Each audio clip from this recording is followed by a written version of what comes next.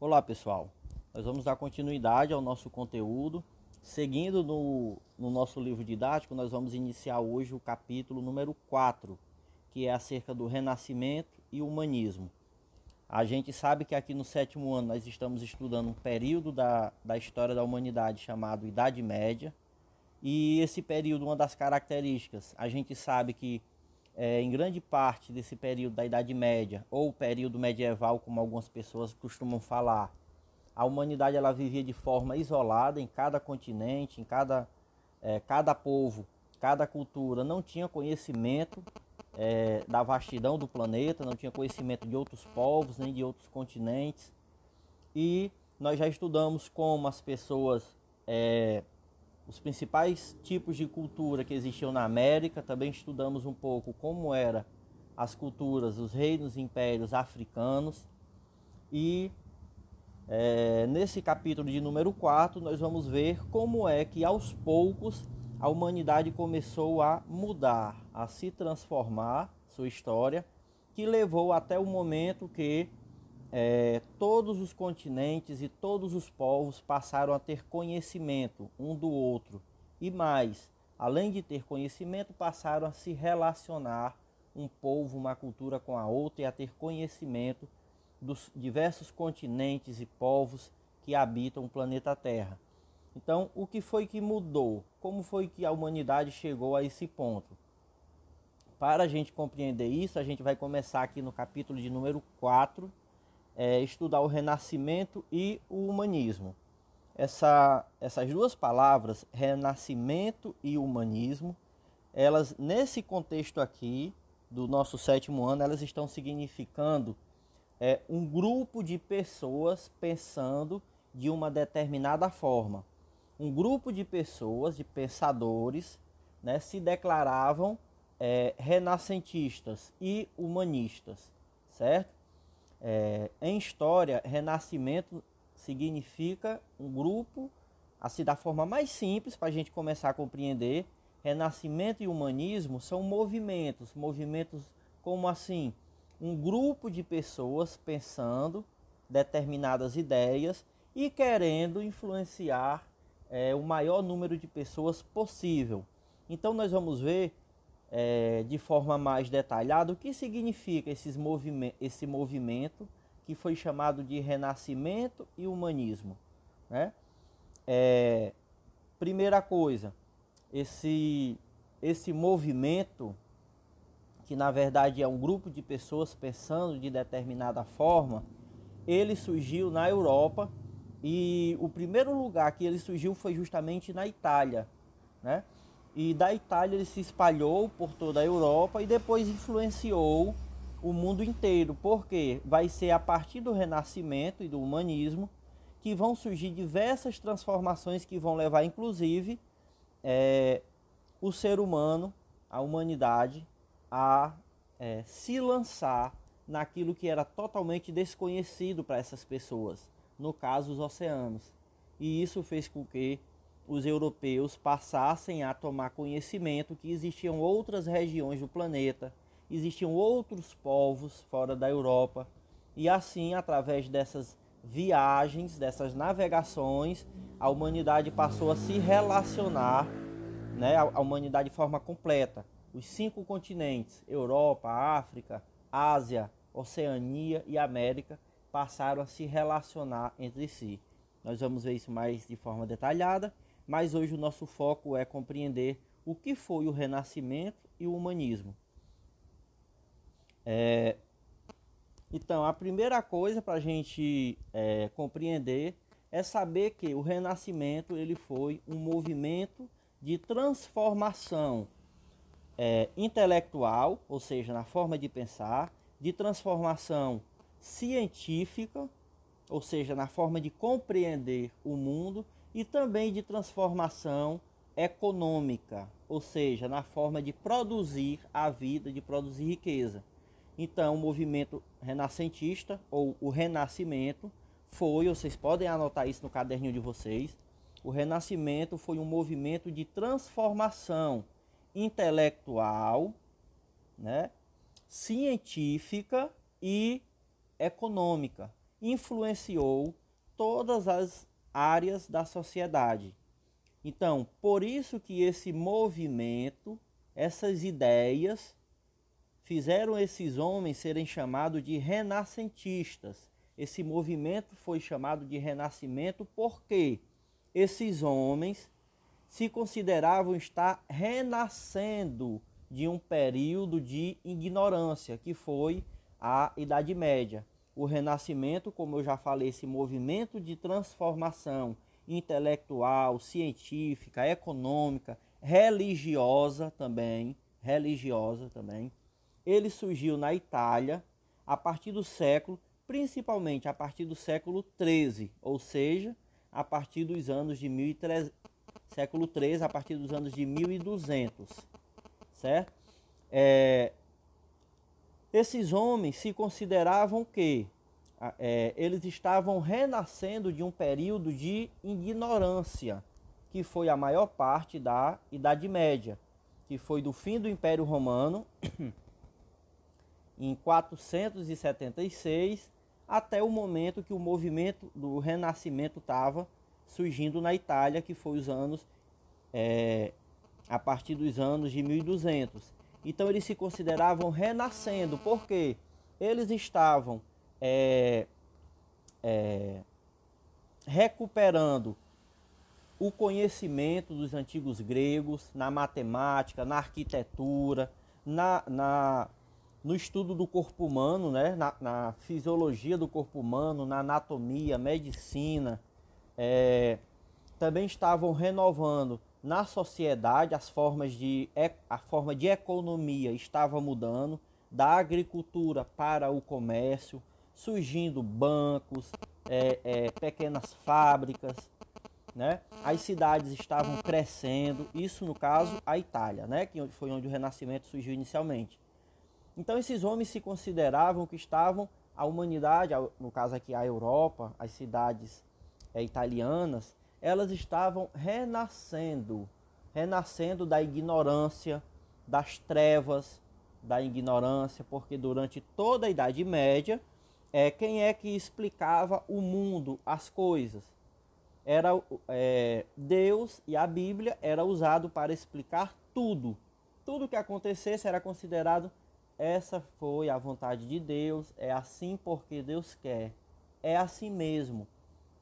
Inclusive, muitas vezes, nós hoje ainda ouvimos essas explicações, né? Ah, isso é assim desde o começo do mundo. Ah, foi porque Deus quis. Ah, é a vontade de Deus. Isso geralmente vem de quem? De quem não tem outra explicação para dar, né? Então, esses pensadores, essas pessoas, né? Elas se consideravam agora renascendo, porque agora elas estavam buscando explicar o mundo pela razão, pela ciência, né? Durante toda a Idade Média, por exemplo, a única forma de arte que era permitido na Europa, aceito, era a arte sacra, que retratava a história de Jesus Cristo ou algo da Bíblia. E agora no Renascimento as pessoas estavam fazendo esculturas, pinturas, poesias, utilizando não cenas da Bíblia, né? Também, mas não só, mas também do ser humano em si, do homem, da mulher, né? Então, por isso esse grupo de ideias, a partir do século XIII, que vieram transformar a maneira das pessoas pensar, a maneira das pessoas compreenderem o mundo, né? Compreender a sociedade, a economia, o dinheiro, o tempo, ficou chamado de Renascimento. E o Renascimento ele tem 3 períodos, que um período no século XIV, né? Trecento, em italiano, Trecento, um período no século XV, que é o Quatrocento, e outro período que é durante o século XVI, o Quinquecento, né? Vocês podem ver isso lá na página 75. E na página 76 vocês terão o humanismo. O humanismo nada mais é que essa palavra humano. Humanismo vem de humano, ser humano. O humanismo é que durante todo o período da Idade Média, as poucas escolas e universidades que existiam na Europa, elas focavam na educação a partir do estudo da Bíblia, que é a teologia. Né? Compreender Deus no mundo, provar a existência de Deus.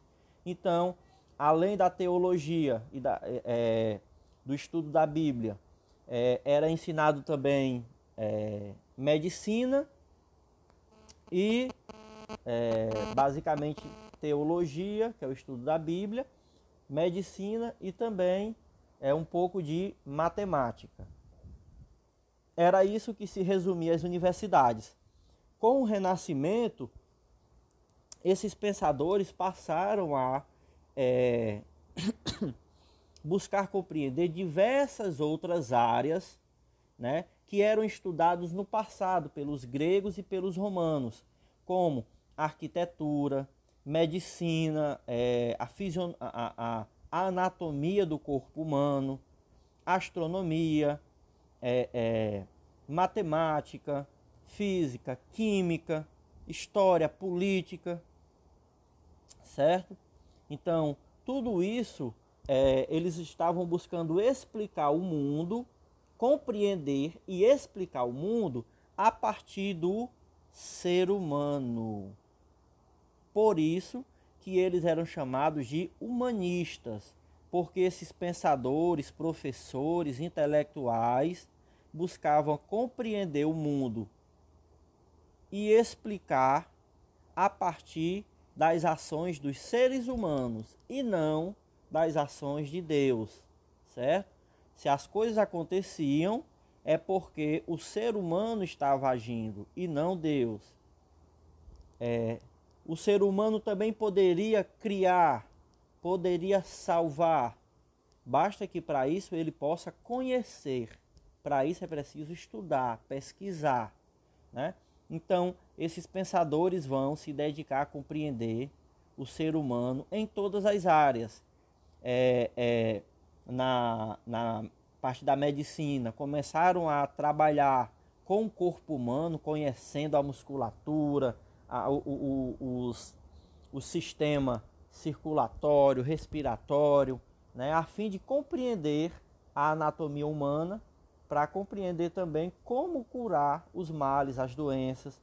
E isso foi em todas as áreas. Então, o Renascimento e o humanismo foi esse movimento de transformação, como eu já falei, intelectual, econômica, política,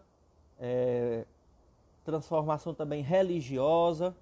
Ele influenciou todas as áreas da sociedade, inicialmente italiana, mas depois foi se expandindo para a Europa toda, né? Renascimento, porque se consideravam renascendo da ignorância, que foi a Idade Média, e humanismo, porque buscavam compreender e explicar o mundo a partir das ações humanas. Vamos já ver isso um pouco mais de perto. Então, pessoal, para que a gente possa compreender melhor o Renascimento, é necessário a gente compreender um pouco como ele surgiu na Itália. Por que na Itália e não em outro lugar, né? Nós já sabemos que o Renascimento foi esse movimento no campo da arte, da literatura, um movimento de transformação intelectual, política, religiosa, social, econômica, e que o Renascimento ele tinha uma característica que era o humanismo, que era buscar compreender o mundo e explicar através das ações humanas e não da ação de Deus, né? E para a gente compreender por que ele surge na Europa, a gente vai tirar aqui 5 minutinhos para a gente compreender esse contexto. Nós vimos no capítulo 3 os povos e reinos africanos. Nós vimos nesse capítulo 3, que foi o que nós estudamos anteriormente, que na região do Oriente Médio, onde hoje fica a Arábia Saudita, na cidade de Meca, surgiu uma nova religião, que foi o islamismo. a crença em Alá, né? O primeiro a profetizar essa religião, essa crença, foi o profeta Maomé. E da região da Arábia, né, o islamismo rapidamente se espalhou por toda a região do Oriente Médio, Iraque, Síria, Irã e também pelo norte da África, chegando aos impérios de Gana, Mali, Songhai, inclusive se espalhou em parte da Europa. Aqui nós podemos ver a Península Ibérica, que é onde fica Espanha e Portugal, foi totalmente tomada pelos árabes, né? Os árabes tinham uma concepção expansionista de que tinham que conquistar novas terras, fosse pelo comércio ou fosse pela guerra. Então, o que foi que aconteceu? A gente viu que o islamismo surgiu no século VII e rapidamente, já no século VIII, o islamismo se espalhou por grande parte do mundo, do Oriente Médio, África e Europa. Isso fez com que o islamismo entrasse em confronto com os católicos, que a gente sabe que toda a Europa era católica durante esse período, desde o Império Romano, fim do Império Romano, a Europa era toda católica. E começou a disputa entre muçulmanos, árabes e católicos. Reparem, pessoal, que a terra onde é considerado o local de nascimento de Jesus, na região de Israel, logo aqui junto à Síria, ela pertencia aos muçulmanos nesse momento. Então, o que foi que aconteceu séculos após a expansão muçulmana, por volta do ano 1090 a 1095, os católicos organizaram um imenso exército com mais de 200 mil homens para ir até a chamada Terra Santa e tomar aquela região do poder dos muçulmanos. Porque para os católicos aquela região, Jerusalém, é uma região sagrada, é lá que foi realizado o Calvário de Jesus Cristo, toda a região da Galileia, que foi onde Jesus nasceu e se criou, era uma região sagrada para os católicos. Então os católicos queriam tomar a Terra Santa para si de volta. Por sua vez, os árabes, os muçulmanos, também viam Jerusalém como uma terra sagrada para eles, porque foi a terra, um dos lugares visitados pelo profeta Maomé, né? E então, em 1099, começa as guerras entre católicos e muçulmanos pela posse da Terra Santa e pela posse de Jerusalém. Essas guerras ficaram conhecidas como cruzadas. Então, as cruzadas nada mais foram do que as guerras entre católicos e muçulmanos. As cruzadas duraram mais de 300 anos, houveram 5 cruzadas, né? Essas cruzadas participavam reis, príncipes, condes e centenas de milhares de homens que iam da Europa para Jerusalém lutar contra os muçulmanos. A mesma coisa os muçulmanos, os nobres, seus cavaleiros, todos se empenharam nessa guerra, né? Nas cruzadas. E o que é de importante, pessoal, acho importante a gente destacar, caso alguém tenha dúvida do porquê da palavra cruzadas, isso vem por parte dos católicos que lutavam com cruzes marcadas em suas armaduras, elmos e também nas espadas. Por isso, eles se chamavam de os cruzados, né? Se consideravam estar lutando em nome de Deus, de ser uma guerra santa. Morreram milhares, se não milhões de pessoas durante as cruzadas, né? Muito bem. Como eu já falei, as cruzadas tiveram início em 1099, foi a primeira cruzada e duraram por mais de 300 anos. Gente, durante as cruzadas, os europeus, esses cavaleiros, nobres, reis, passaram a ter conhecimento de diversos produtos que eles não conheciam na Europa. Produtos como cravo, pimenta do reino, noz de cola, tecidos nobres como a seda, né? Outros tecidos a partir de algodão, vários tipos de incenso, perfume. Não existia perfume na Europa. Eles passaram a conhecer durante as cruzadas, onde os europeus tiveram contato com povos, culturas e rotas comerciais do Oriente. Então, o que foi que surgiu entre os reis e nobres que participavam das cruzadas? Surgiu a ideia de que eles poderiam ganhar muito dinheiro pegando esses produtos do Oriente e revendendo na Europa. Eles comprariam por um preço e revendiam na Europa por um preço bem mais alto, porque, como eu já disse, eram produtos, mercadorias que não existiam na Europa. Vários desses produtos eram utilizados, por exemplo, na conservação, como a pimenta do reino, cravo, sal, eram utilizados na conservação de alimentos. Foi aí que começou-se a defumar e a conservar alimentos, né? Nós chamamos de mortadela, linguiça, salsicha. E isso permitia que o alimento ficasse conservado por semanas, meses, né? Sem apodrecer.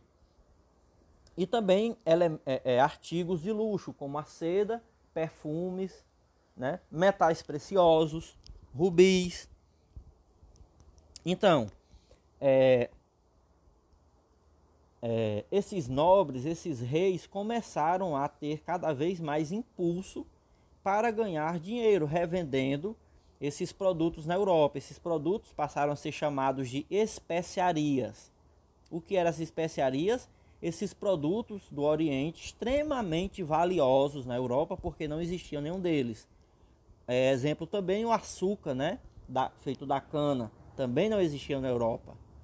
Como eu já falei, a pimenta do reino era algo extremamente caro. Folhas de tulipas, que é uma flor, também extremamente caro, vendida a peso de ouro nessa época. Ela servia para quê? Ela era uma espécie de droga entorpecente. A pessoa usava aquilo e ficava entorpecido, né? Muito bem. Então aí muitos nobres fizeram exército com milhares de homens para tomar terras, estabelecer rotas comerciais que pudesse garantir que ele pegaria esses produtos do Oriente e revenderia na Europa, ganhando milhares de moedas de ouro. Esses produtos, como vocês podem ver aqui, vinham de todo o Oriente, de toda a Ásia. Japão, China, Índia, Arábia, África, Oceania, né? E entravam na Europa. Toda essa região do Oriente, ela era, vamos dizer assim, conquistada, dominada pelos muçulmanos. Mesmo que quando os católicos tomavam, um rei tomava uma região, como Jerusalém, como eles tomaram, eles interrompiam as rotas comerciais naquela região. Mas um grupo de mercadores passou a ter contato com os árabes e só esses mercadores, que eram os homens de mercado, como era chamado na Europa, só esses mercadores conseguiam ter direito a estabelecer comércio com os árabes e revender na Europa, que eram os mercadores italianos. É por isso que a Itália, as cidades-estado da Itália, Veneza, Gênova, Marsella e algumas outras, essas cidades elas vão se tornar as cidades mais ricas da Europa. Por quê? Porque só os mercadores italianos que tinham o direito, conseguiam estabelecer comércio com os árabes. Então só eles tinham acesso às especiarias. Então só eles é quem vendiam as especiarias na Europa. E por isso eles colocavam o preço, não tinha concorrência, eles colocavam os preços mais alto possível e rapidamente se tornaram os homens mais ricos da Europa. Alguns ficaram tão ricos, que deixaram de ser simples mercadores e passaram a viver apenas de emprestar dinheiro, se transformaram nos primeiros banqueiros. Surgiram aí os primeiros bancos, né, da Europa. Reparem que a porta de entrada das especiarias, aqui tem algumas rotas econômicas, a porta de entrada era a Itália. A Itália, a gente sabe que ela tem esse formato aqui de bota. As cidades-estado do norte da Itália eram as cidades-estado mais ricas da Europa e talvez até do mundo, devido ao comércio de especiarias. Repare que eu estou falando o nome cidades-estado, porque cada uma dessas cidades, Veneza, Gênova, Marsella,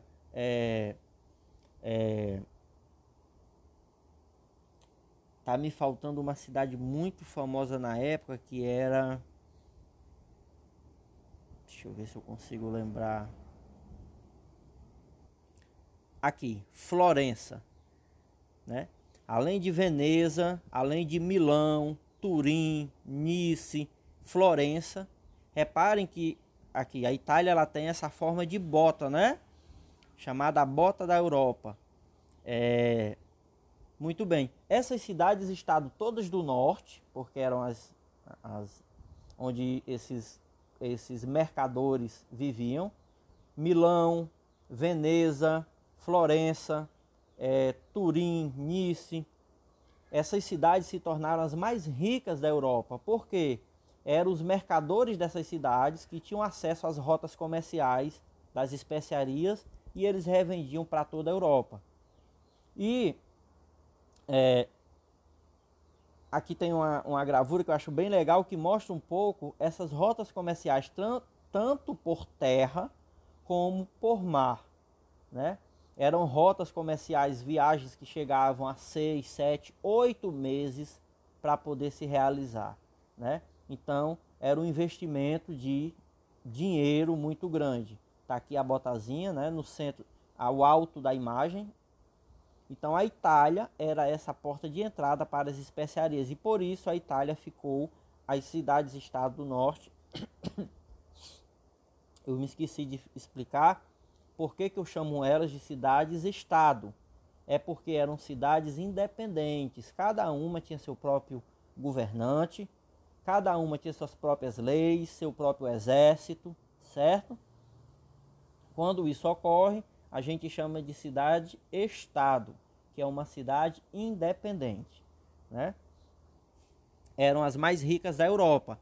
E essa riqueza não ficou somente em dinheiro. Eles transformaram essa riqueza, eles investiram essa riqueza toda em construções para se destacar, né, uns dos outros, em construções. Então, para construir cada vez mais belo, bonito, surgiu uma geração de artistas, pintores, escultores, engenheiros, arquitetos, uma geração de pessoas que tinham que saber mais do que o conhecimento da época. E eles foram estudar para saber, compreender, elevar a arquitetura da época e a arte da época. Eles foram estudar com quem? Eles foram buscar compreender com os antigos gregos e romanos, né? Livros que eram queimados na Europa pela igreja, mas que ficaram guardados em outras partes do mundo, que durante as cruzadas os católicos, os europeus tiveram contato novamente com esses livros. Livros de filósofos como Aristóteles, Sócrates, Platão, que ensinava matemática, ensinava arquitetura, física, química. Então eles começaram a estudar os gregos e os romanos para vamos dizer, elevar a qualidade do seu trabalho. É por isso que os pintores, os artistas, arquitetos renascentistas eram os maiores do mundo na época e moravam todos na Itália, justamente por causa disso. As bibliotecas das cidades, elas tinham esses livros, né? As escolas e universidades italianas começaram, lembram dos humanistas? Começaram a ensinar política, literatura, arquitetura, engenharia, matemática, física, química, né? As universidades italianas passaram a ensinar tudo isso, e é por isso que foi nas cidades italianas que surgiu o Renascimento. Agora dá para a gente compreender por que ele surge na Itália, devido à riqueza dessas cidades vinda do comércio de especiarias. E essas cidades do norte, elas tinham ligação com o resto da Europa, porque ficava mais próximo, mais colado. No sul era uma região bem mais camponesa, não tinha muitas cidades, né? Então não tinha um grande comércio. Inclusive, desse mapa aqui a gente pode ver que no sul da Itália, como eu já falei, é bem parecido com a bota, o mapa da Itália. É uma região muito montanhosa, diferente do norte, que ela já é um pouco mais, é por isso que tinha tantas cidades, estado. Ela é mais o que? É feita de vales, mais plana, né? Então, pessoal, agora a gente tem condição de compreender muito melhor o Renascimento e o humanismo.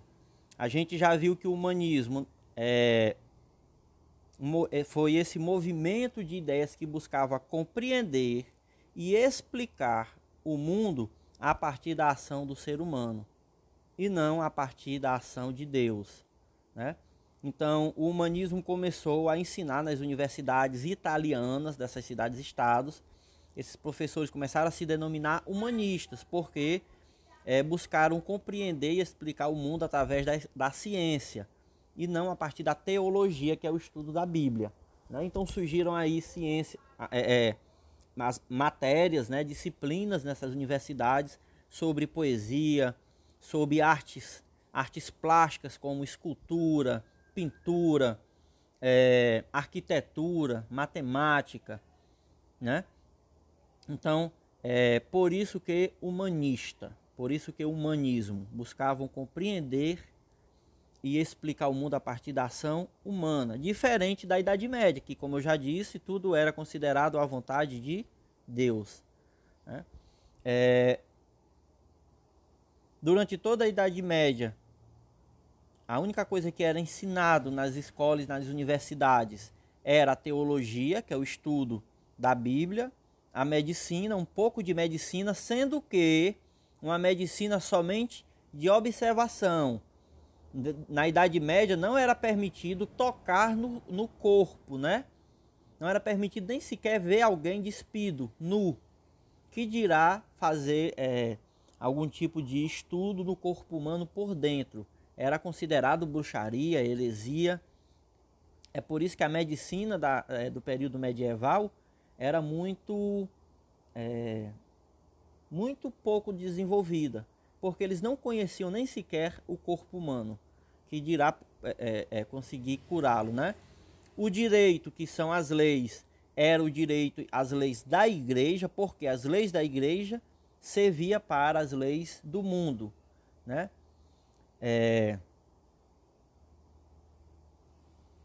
Concepção estática, hierárquica e dogmática do saber e da natureza. Ou seja, eles compreendiam que se Deus criou, durante a Idade Média, né? Se Deus criou o mundo, nada pode mudar e nada muda.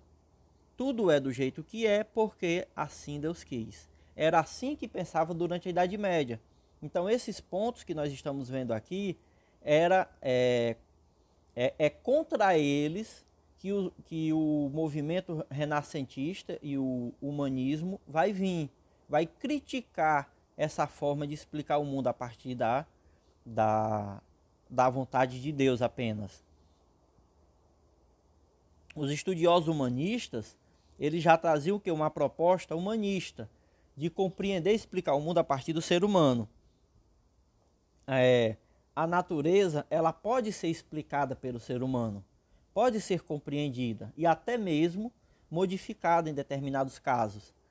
Houve também o ensino e o surgimento de artistas na poesia, na filosofia, história, matemática, eloquência e retórica, que é o ato do discurso, falar, convencer alguém.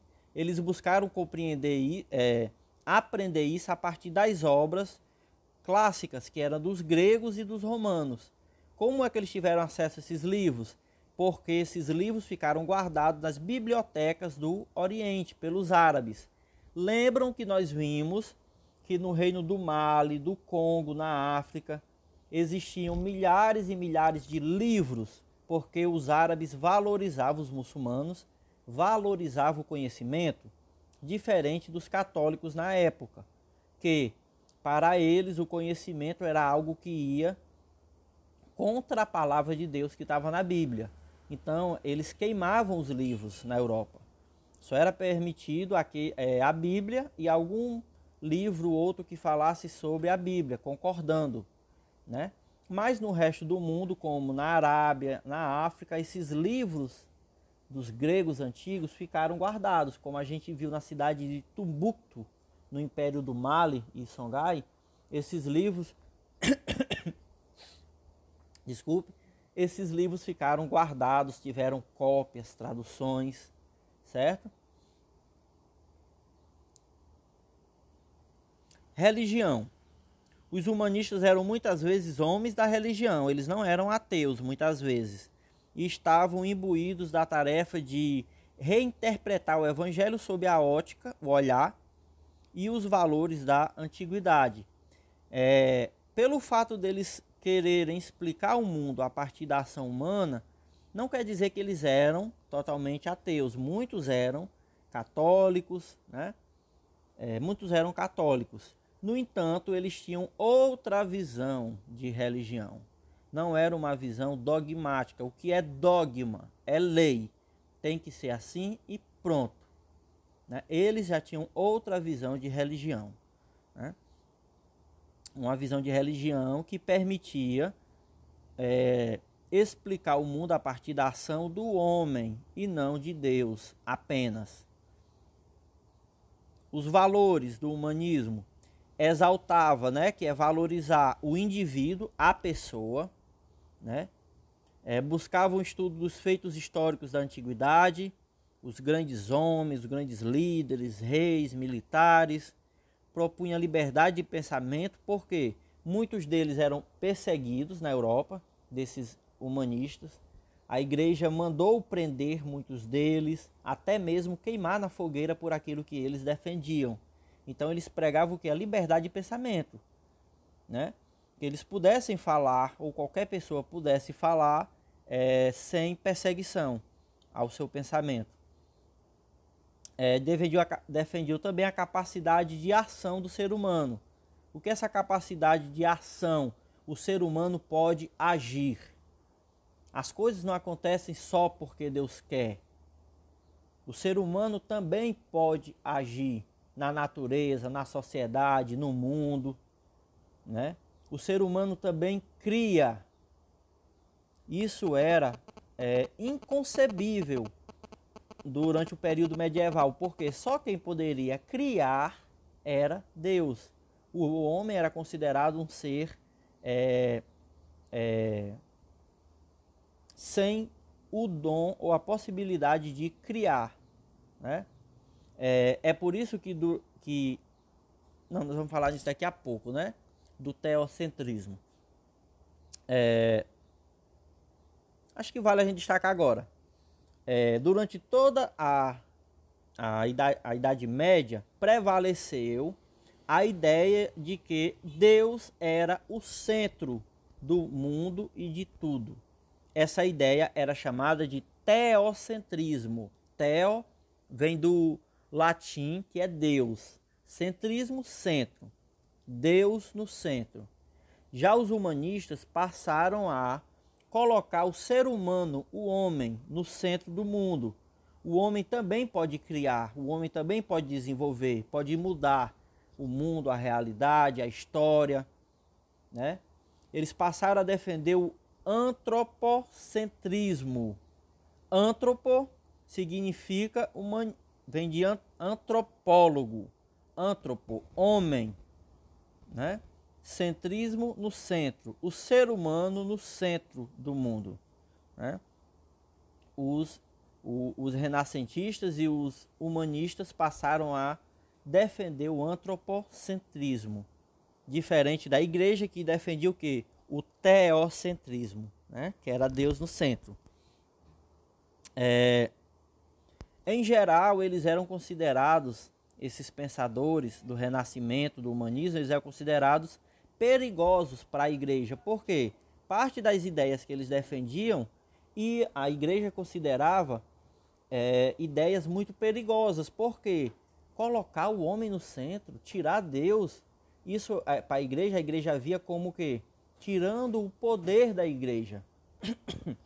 A Igreja Católica era a instituição mais rica e poderosa da Europa na época, né? Então, qualquer coisa que viesse buscando que a Europa, que a Igreja visse que poderia diminuir seu poder, sua influência, a Igreja via isso como inimiga.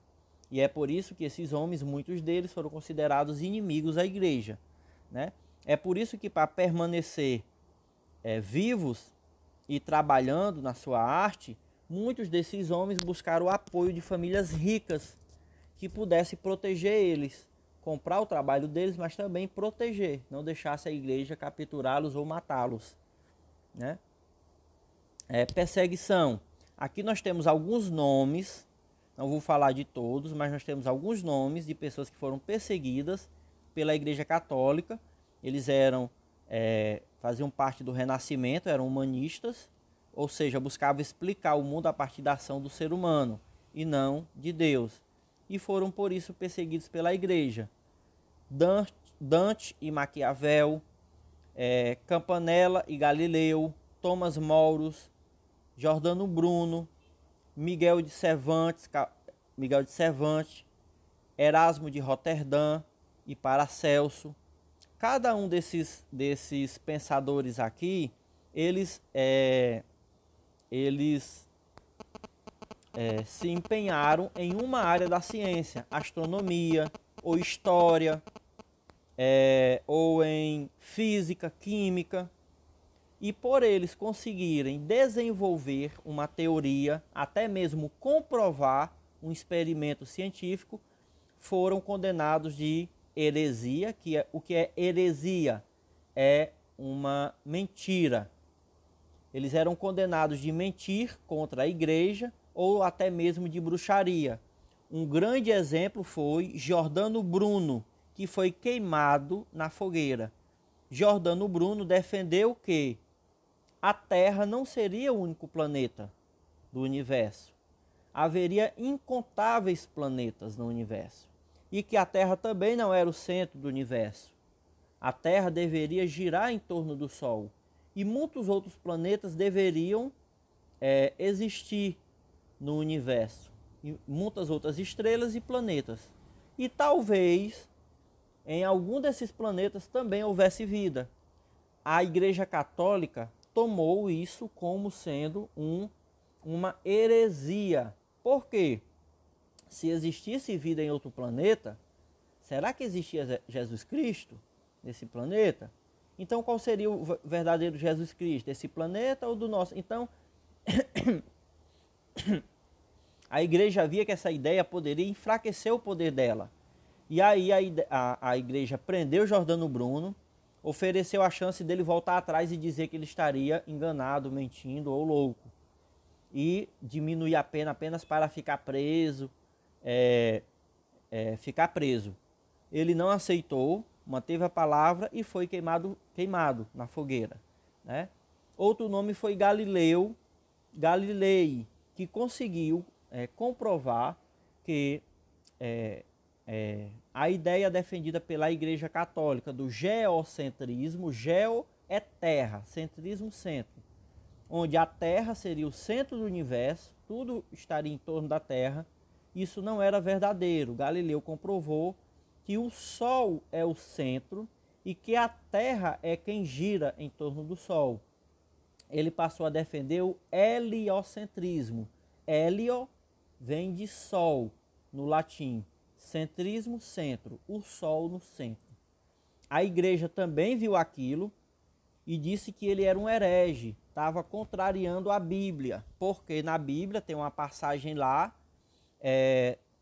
sobre a fuga do povo hebreu para o Egito, que Josué guerreando contra o povo de Eli, a cidade de Eli, nas portas de Canaã, a terra prometida, Josué orou que Deus pare o sol. Então Deus parou o sol naquele momento para que o povo de Israel vencesse a batalha. Por causa dessa palavra na Bíblia, a igreja não aceitava ninguém dizer que era a terra que girava, mas sim o sol, porque está lá escrito que Deus parou o sol naquele momento. Né? Então, Galileu, para evitar também ser queimado na fogueira, ele teve que dizer que estava mentindo, estava enganado. E a pena de Galileu foi apenas ficar preso, né? Prisão perpétua, né? Ficou preso perpetuamente, ou seja, para sempre.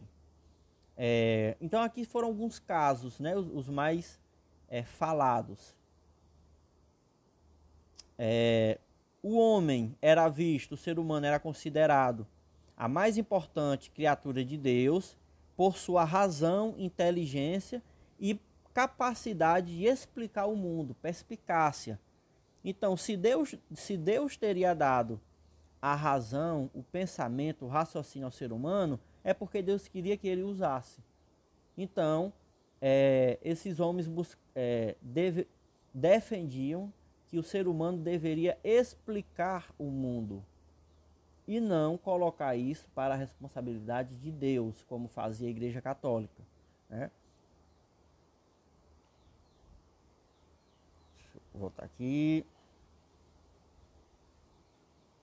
Eu estou passando aqui, pessoal, para ser um pouco mais breve, mas é a forma que os humanistas viam o ser humano. Viam o ser humano como um ser superior, acima dos animais, né? Porque Deus teria dado a inteligência para o homem. Então o homem deveria usar dela para se apropriar do mundo, para explicar, transformar, né? E aqui era a ideia que eles buscavam se contrapor à Igreja Católica, né? Defendiam também a questão da necessidade de haver escolas, claro que não para todo mundo, mas para o maior número de pessoas possível. Era na escola que deveria se haver o aprendizado, aprender. A escola deveria ensinar, né? É a partir desse momento que vai haver na Europa a valorização da escola. Lembrando que lá nos impérios africanos, lembram como eles valorizavam? Olha só a diferença, né? Geralmente muita gente costuma olhar a Europa como muito desenvolvida, mas olha, os impérios africanos eles eram muito mais desenvolvidos cientificamente do que as cidades europeias. Então aqui eles passaram a defender que o ensino da escola deveria se basear, né, nas explicações que colocasse o ser humano no centro. Filosofia política, medicina, direito, que é a questão das leis, né? E todas as outras, como também astronomia, matemática, química, física. O Renascimento, nós já vimos esse movimento no campo das artes, da literatura, que ocorreu a partir do século... Aqui tem século XV, porque foi a última fase do Renascimento. É o Renascimento mais clássico. Mas como a gente viu lá no nosso livro de história, o Renascimento ele surge a partir do século XIII. Né? 14, 15 e 16. Ele tem 3 fases que diz respeito a 3 séculos. A partir do século de 1300, que a gente viu lá, até a primeira fase, o 300. A partir do século XV, que é a partir de 1400, que era o 400. E também a última fase, que é que vem do século XV. Cadê? Século XV e século XVI, né? Que era o quinquecenco. Então, aqui ele traz o século XV, que é a partir dos anos de 1400, como sendo o meio, né? A fase mais clássica do Renascimento. Mas a gente viu que ele teve 3 fases, esse movimento. Carregava ideias semelhantes, porém se revelou menos filosófico e mais prático. Ou seja, o Renascimento ele surgiu durante o movimento humanista, e o humanismo fazia parte do Renascimento, e o Renascimento do século XV, ou seja, a partir dos anos de 1400, ele era muito mais, ele não era muito teórico, ele era mais de fazer. É por isso que vai surgir aí grandes pintores, grandes escultores, nós vamos ver alguns deles, grandes inventores, pessoas que inventavam formas de máquinas, né? Inventavam, além de máquinas, inventavam armas, inventavam máquinas, inventavam também vários tipos de, como é que eu vou dizer, mecanismos, por exemplo, para bombear água de um canal de irrigação para outro, né? Várias invenções também no âmbito da navegação, tipos de navio, vela, várias invenções no âmbito da observação dos astros, nós vamos ver também, né? Então, essa parte do Renascimento ela foi mais experimental. Gente, sobre a crise da Idade Média e as mudanças, nós já falamos lá no começo, por que na Europa. Então, não vou adentrar esse ponto não, tá certo? A gente vai agora para o nosso grupo e a gente realiza a nossa atividade da semana. Um abraço, pessoal. E qualquer dúvida, não esqueçam de falar no grupo para que eu possa explicar um pouco melhor.